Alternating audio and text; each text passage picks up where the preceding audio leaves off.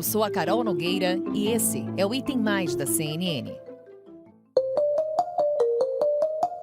Com 4 semanas de campanha pela frente, o ex-presidente Lula do PT e o atual presidente, candidato à reeleição, Jair Bolsonaro do PL, já se articulam na busca por votos para o segundo turno da corrida presidencial no próximo dia 30. Que me desculpe, jornalista, vocês vão ter que trabalhar um pouco mais. Que me desculpe, nossos companheiros, partidos aliados, nós vamos ter que viajar mais, vamos ter que fazer mais ato público, mais comício, mais debate, vamos ter que conversar mais com as pessoas e vamos ter que convencer a sociedade brasileira daquilo que nós estamos propondo. Eu acho que a nossa presidenta tem uma tarefa importante que vai conversar com as outras forças políticas que disputaram as eleições. E é o seguinte, a luta continua até a vitória final. Já existe a possibilidade bastante avançada de conversar com o governador Zema. No Rio de Janeiro, é um do nosso partido, já ligou também. Fizemos alguns contatos. Eu não vi ao certo, parece que o PL fez uma bancada de 101 deputados. Fizemos também alguns senadores. Esse pessoal todo vai ser convidado, a conversar conosco para se empenhar durante a campanha. Porque é natural os candidatos se preocupar muito mais com a campanha dele do que com a presidencial. Tá? E agora a campanha é a nossa. O resultado das urnas no domingo apontou uma proximidade entre os dois candidatos maior do que vinham indicando a maioria das pesquisas de intenção de voto. Me parece que os institutos não conseguiram captar essa força do bolsonarismo, principalmente em São Paulo. Isso é bastante determinante. Não me parece que tenha tido capacidade de enxergar esse bolsonarismo. Mas um dado também que me chama a atenção, a partir do resultado final, a gente está com quase 100% das urnas apuradas, é o percentual de Ciro Gomes. Quase nenhuma pesquisa mostrou que Ciro Gomes poderia terminar essa eleição com 3% dos votos válidos. Na leitura dos números do primeiro turno, a vantagem de Lula na votação de domingo é o principal motivo de otimismo para a campanha petista. Já do lado de Bolsonaro, os dados da apuração indicam que bons resultados obtidos por aliados do presidente, em especial na região sudeste, abrem caminho para a expectativa de uma possível virada no segundo turno. A gente pode achar argumentos que vão servir para os dois lados, né? Alguém pode dizer, olha, os bolsonaristas estão comemorando, mas nunca na história um presidente da República no cargo passou em segundo lugar e não em primeiro para o segundo turno. Esse é um dado bastante relevante, né? Que favorece a candidatura do ex-presidente Lula. Mas, por outro lado, havia uma expectativa de que a eleição terminasse ontem e Jair Bolsonaro teve, em média, de 8 a 10 pontos a mais do que as pesquisas previam para ele. O que a contagem dos votos do primeiro turno sinaliza sobre os rumos da disputa pela presidência nesta nova fase da campanha eleitoral?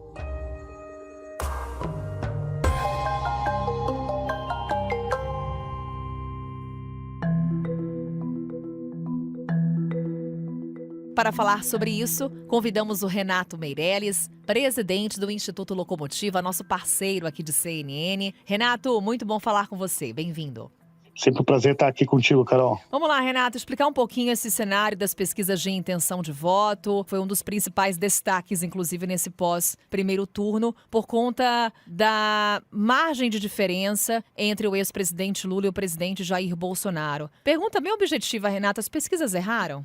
Erraram. As pesquisas erraram e assumir isso é o principal desafio dos institutos de pesquisa que fazem pesquisa de intenção de voto, que não é o nosso caso, para conseguir diagnosticar esse erro e pensar metodologias que levam a isso, né? Não me parece que aquela narrativa tradicional de que a pesquisa é um retrato, que a pesquisa não diz exatamente o que vai acontecer, seja suficiente para conseguir identificar uma subnotificação do eleitorado com um perfil mais bolsonarista. O que eu estou querendo dizer com isso, Carol? As pesquisas não erraram nacionalmente, tiveram erros regionais, mas nacionalmente eles não erraram a intenção de voto do ex-presidente Lula. Eles erraram a intenção de votos da terceira via, a intenção de votos de nulos e a intenção de votos do candidato Jair Bolsonaro. E não foram capazes de captar uma migração que existiu desses votos da terceira via, que terminou de derreter, para os votos de Jair Bolsonaro. E, na prática, isso significa que existe um desafio metodológico a ser trabalhado. Dá tempo para o segundo turno, Renato? Você que acompanha tão de perto aí os institutos? Olha, são duas questões que podem ser trabalhadas para o segundo turno. A primeira é rapidamente tentar identificar essa origem do erro e, ao identificar isso, saber se rapidamente uma solução metodológica que responda a isso. Eu sou um pouco mais cético com relação a isso relacionado ao tempo. A minha hipótese é maior, e aí temos uma série de estatísticos trabalhando nisso, é aceitar este fato que o eleitorado bolsonarista, por alguma razão que nós não sabemos exatamente qual, é subestimado e aplicar um deflator aí, ou um inflator, dando um peso diferente para isso. Ou seja, a partir de uma realidade empiricamente comprovada, uma realidade que existiu em 2018, que voltou a existir agora em 2022, desenvolver aí um modelo estatístico que considere essa constatação empírica das duas últimas eleições presidenciais e se cria um movimento matemático para ser aplicado sobre as próximas pesquisas. Vamos lá, Renato, do que a gente tem aqui de consolidado, do que de fato aconteceu, dos números desse primeiro turno, é possível apontar uma tendência para onde vão os eleitores de Simone Tebet e os eleitores de Ciro Gomes? Carol, ainda não, por uma razão muito simples. Uma das hipóteses que se trabalha para o aumento de votos do bolsonarismo foi, eventualmente, uma antecipação de votos que já iriam para Bolsonaro no segundo turno. Isso é uma hipótese, não é um fato. Se essa hipótese ocorreu, poderíamos dizer que o Bolsonaro terá uma dificuldade aí de ampliar a sua participação nas eleições, no resultado de votos totais. Só que, como eu disse antes, é só uma hipótese. Mas uma coisa que a gente pode talvez trazer, Renato, é quem é esse eleitor que está em disputa nesse momento? A gente consegue trazer o perfil desse brasileiro que ainda terá que decidir no segundo turno entre Lula e Bolsonaro, que ainda não foi para as urnas para votar em um dos dois?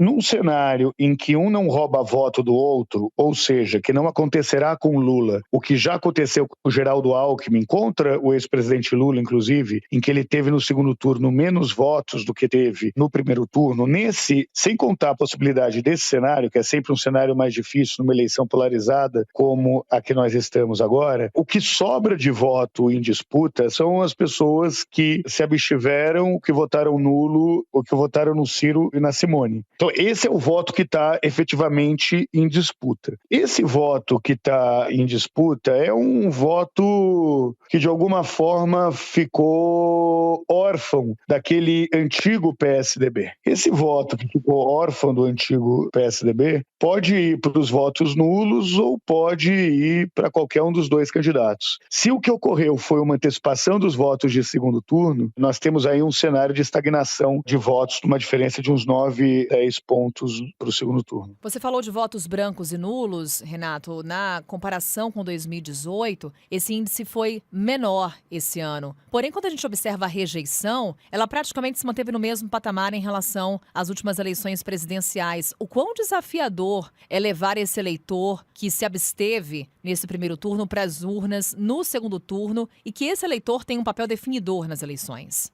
Nós temos um ponto favorável e um ponto contrário a isso, Carol. O ponto favorável é que nós devemos ter uma eleição mais tensa, nesse segundo turno, com as duas candidaturas, que ao mesmo tempo em que os candidatos jogam para o centro, as bases dos candidatos jogam para o tudo ou nada. Isso pode levar a um cenário maior de mobilização do que nós encontramos antes. Existe um outro elemento que é contrário a isso. Com a definição de governador já realizada em muitos estados e com a eleição para deputado e senador já terem acabado nessa votação no dia 2, as máquinas políticas são menores hoje. E essas máquinas políticas, em geral, são muito importantes para a mobilização do segundo turno. Também porque a gente teve de resultado, Renato, região sul e centro-oeste, Bolsonaro liderando, no nordeste, Lula, como as pesquisas já apontavam. Mas eu quero destacar a região sudeste, porque temos Lula liderando em Minas Gerais e Bolsonaro dizendo, olha, vou fazer um aceno a Romeu Zema. E, por outro lado, Bolsonaro liderando em São Paulo e Lula falando, vou focar em São Paulo. Nesse momento, a medição de forças vai se dar na região sudeste? A diferença que as duas candidaturas tiverem na região sudeste é a que definirá a eleição. Simples assim. O que o eleitor do sudeste procura? O eleitor do Sudeste é diferente entre homens e mulheres. A gente sabe que os eleitores homens dão uma importância maior quando avaliam a inflação, por exemplo, para a gasolina do que para o preço do supermercado. Eles dão uma importância maior para o combate à violência do que para os setores de desenvolvimento social. Então você não tem um pensamento unânime aí do Sudeste, mas que em geral o Sudeste tem um posicionamento mais, historicamente, mais próximo a um eleitor conservador do que um eleitor progressista. 4 semanas de muito trabalho, Renato, para os políticos, para as campanhas e para a gente também, viu? Obrigada mais uma vez. Vai ser um prazer passar essas 4 semanas conversando com o pessoal da CNN. Um abraço, até a próxima. Te esperamos. Até.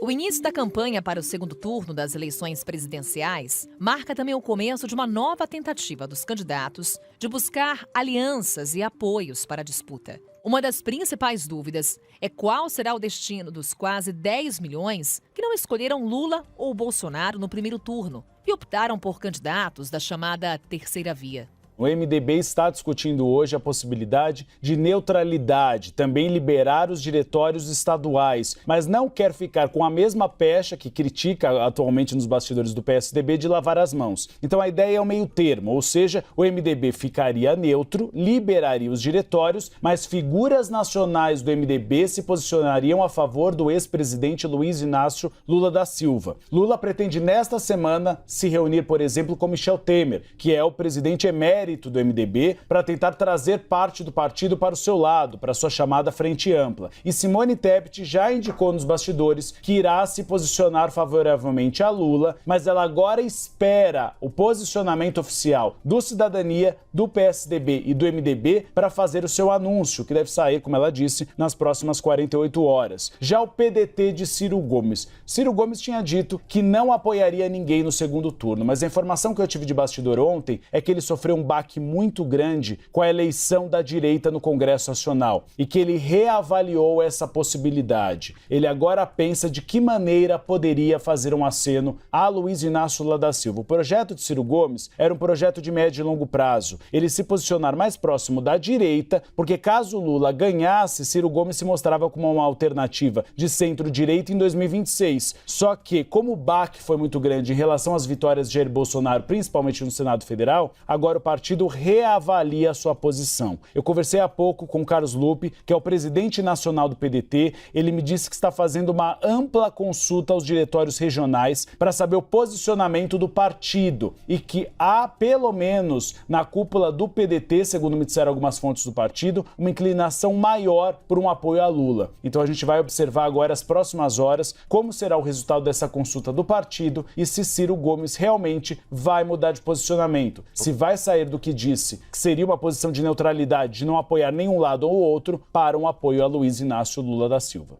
Lula e Bolsonaro terão agora a possibilidade de contar com cabos eleitorais testados nas urnas no primeiro turno. Nesse quesito, o atual presidente conta com a vantagem de ter um partido, o PL, que conseguiu eleger o maior número de senadores e deputados federais em 2 de outubro.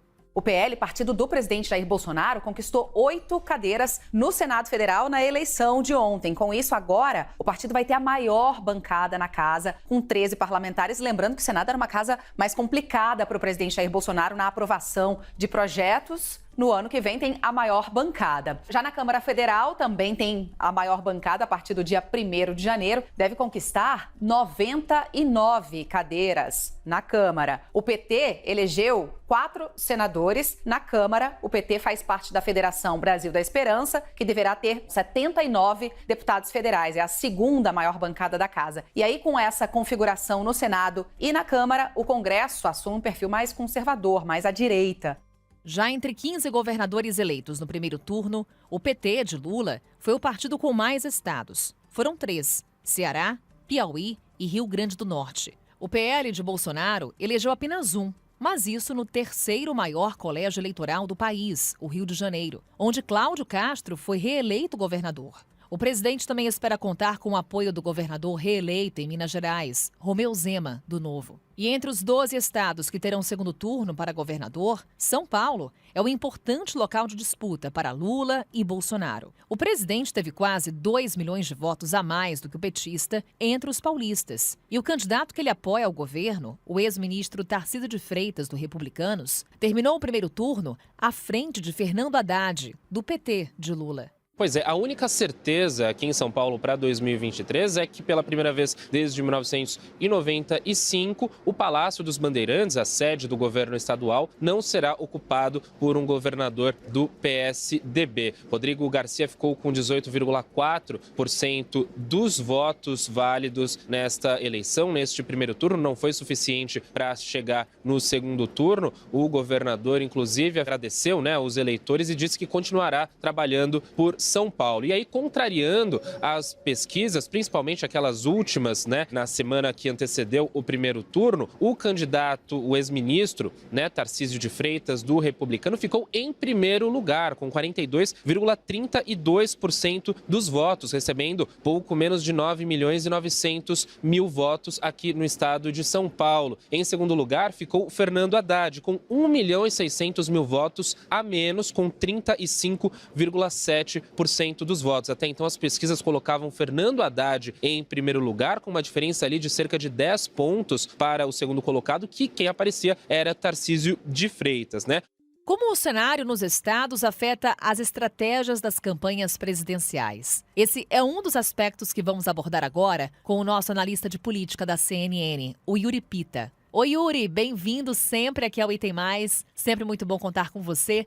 principalmente nesse pós-primeiro turno. Yuri, vamos lá, pegando um pouco sobre os discursos feitos tanto por Lula quanto Bolsonaro após a definição de segundo turno. Ali eles já deixaram muito clara qual será a estratégia das campanhas nesse momento. A gente teve, por exemplo, Lula falando bastante que vai focar em São Paulo, onde Bolsonaro liderou na votação. Em contrapartida, Bolsonaro falando que vai manter contatos com Romeu Zema, visando Minas Gerais, onde Lula liderou. O Sudeste será uma região de concentração de atenções nesse momento?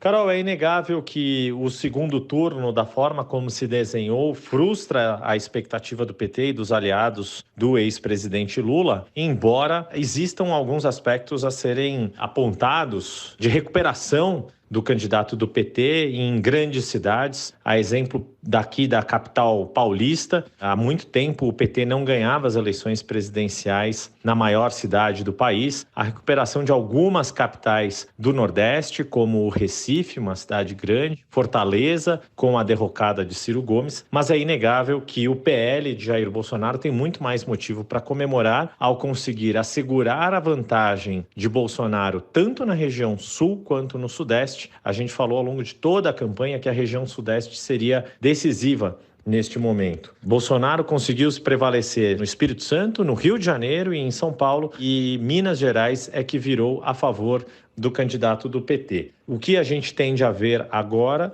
é uma campanha bastante dura, bastante agressiva, e algumas pistas já foram dadas nas falas tanto de Lula quanto de Bolsonaro, logo após, não a totalização completa dos dados do TSE, mas quando ficou consolidado o segundo turno desta eleição de 2022. Da parte de Lula, é esperado que haja uma maior sinalização ao centro, em especial a eleitores que votaram em Simone Tebet, do MDB, pelo aspecto da falta de clareza em relação a políticas públicas, principalmente políticas econômicas. E no caso de Bolsonaro, ele próprio deixou claro que reconhece que há um predomínio de sentimento de mudança, afinal de contas é o candidato à reeleição e ficou em segundo lugar na apuração do primeiro turno, mas diz que terá condições de mostrar a esse eleitor que quer mudança que a mudança em direção ao PT seria pior do que a continuidade do atual governo, e isso ficou claro logo na primeira fala do presidente, na moderação do seu discurso, de não ter atacado as urnas e sim os institutos de pesquisa, e de ter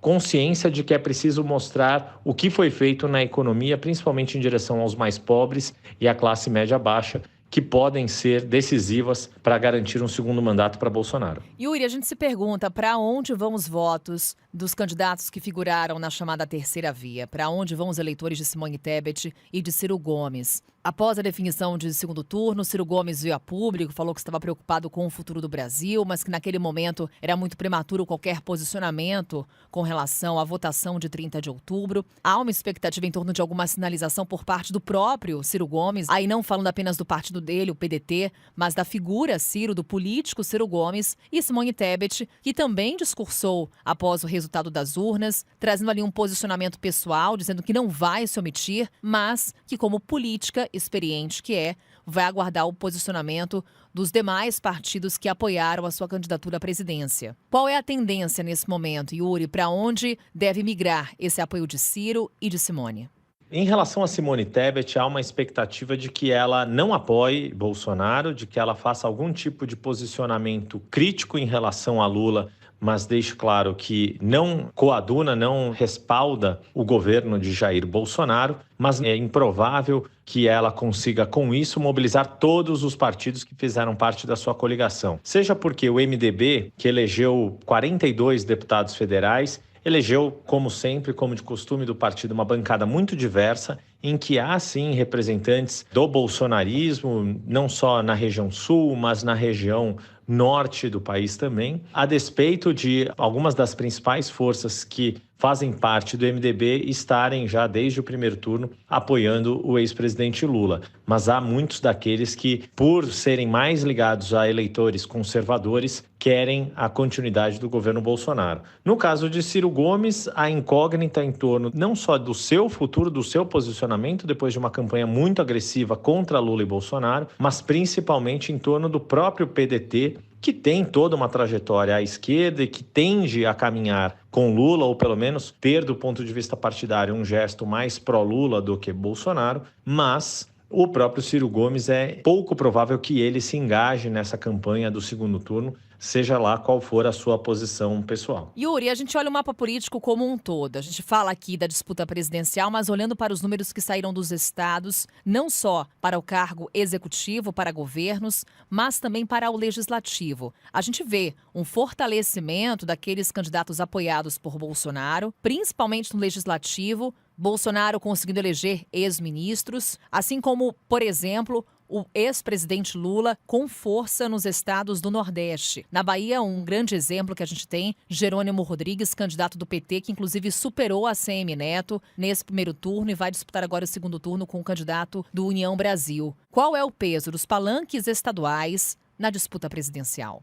Nos estados, Carol, o que a gente vê é que os candidatos alinhados ao presidente Jair Bolsonaro saíram fortalecidos. O presidente acertou na estratégia de buscar candidaturas fortes para o Senado, tanto que elegeu uma série de ex-ministros, como Damares Alves no Distrito Federal, Tereza Cristina no Mato Grosso do Sul. Era esperado que ela fosse eleita, mas mesmo, por exemplo, o ex-secretário da Pesca, Jorge Seife, em Santa Catarina, conseguiu uma performance importante ao garantir mandato. Rogério Marinho, no Rio Grande do Norte, pelo PL, quebrando uma tradição de maior força do campo da esquerda e do PT, que estava associado a um candidato do PDT e não conseguiu elegê-lo. E no caso, aí, e também surpreendente, ou também um exemplo dessa força e desse acerto dessa estratégia de Bolsonaro, a eleição do vice-presidente Hamilton Mourão como senador pelo Rio Grande do Sul, superando o ex-governador Olívio Dutra, que teve uma campanha bastante forte, ficou em segundo lugar, e a ex-senadora Ana Amélia acabando na terceira colocação, espremida nesse embate que reproduziu a polarização nacional, de certa forma. No caso aqui de São Paulo, também é importante destacar a eleição do ex-ministro Marcos Pontes, que também conseguiu uma votação muito expressiva, ganhando do ex-governador Márcio França, apoiado pelo ex-presidente Lula e pelo candidato do PT, Fernando Haddad. E o ex-ministro Tarcísio Gomes de Freitas, aparentemente, tem maior vantagem, não só por ter terminado o primeiro turno à frente de Fernando Haddad, contrariando mais uma vez as pesquisas que não conseguiram detectar o tamanho dessa força do antipetismo no estado de São Paulo e do bolsonarismo no estado de São Paulo, e muito provavelmente será o ex-ministro mais poderoso do próximo quadriênio, caso seja eleito governador do estado de São Paulo, maior estado do país, segundo maior orçamento público do país. E assim encerramos o Item Mais de hoje, ainda falando bastante sobre política, sobre eleição. O segundo turno é em 30 de outubro e até lá, claro, seguimos nessa cobertura eleitoral. A gente volta a se encontrar amanhã com outro tema. Até lá!